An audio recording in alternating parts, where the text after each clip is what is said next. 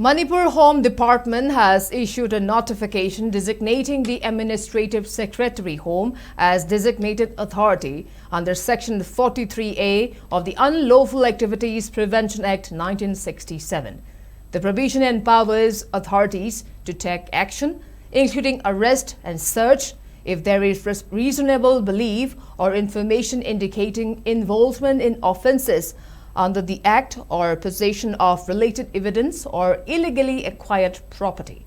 The notification further authorizes a police personnel of and above the rank of head constable or havaldar in both civil and armed police to exercise these powers for effective enforcement of the Act. The order issued by Joint Secretary Home Dr. Maying Bambito has come into immediate effect and aims to strengthen law enforcement measures across the state.